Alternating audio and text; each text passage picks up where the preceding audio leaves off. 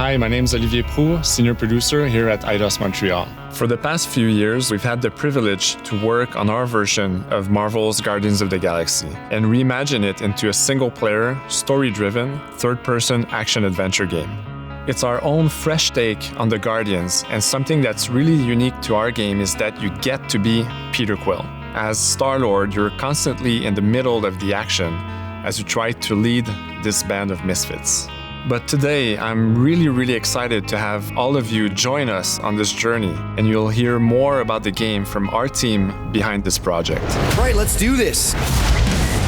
I've always loved Marvel's cosmic characters. Growing up as a kid, I read them, enjoyed them, loved them. I had the opportunity to write for Marvel on some of their cosmic titles. I went back with the help of Bill Rosemann, the editor, and kind of cherry-picked characters from Marvel's past. The opportunity here was to build a team, but to make it all underdogs, so that the reader would think, oh my gosh, how is this team going to survive? And that became the Guardians of the Galaxy comic, which we loved working on.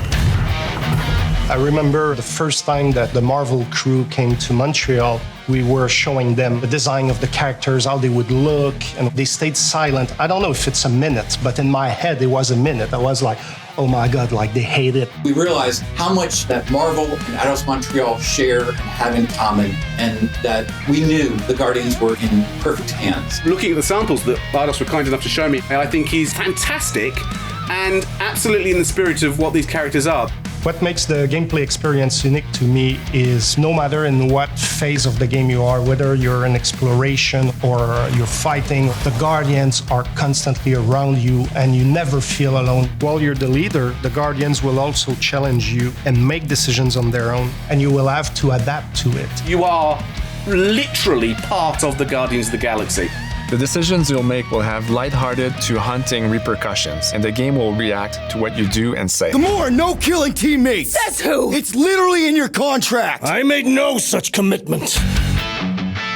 You are playing as Star-Lord and you're using your blasters and you're using your jet boots. Star-Lord is really empowering. He's very agile on the battlefield. He can slide and over with his jet boots. Of course, he has his elemental blasters that have different powers as well. And on top of all of this, he can use the unique abilities of his Guardians. We're not pirates. We're legally incorporated heroes for hire. Gardeners of the Galaxy? What? No!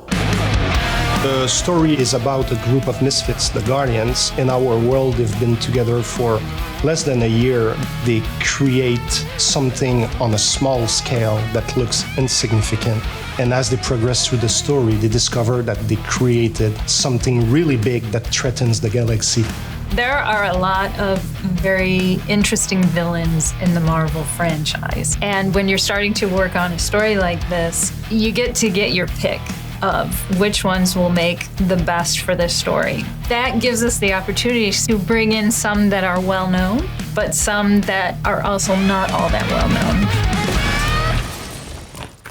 What Eidos is getting so right about them is capturing what it's like to be a misfit family. They're also bringing an amazing imagination to it. You're going to see planets and characters that are going to blow your mind.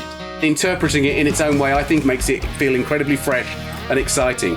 It's not a matter of trying to replicate the comic or trying to replicate the film. It's trying to take the medium you're working in and make the best version of Guardians out of that.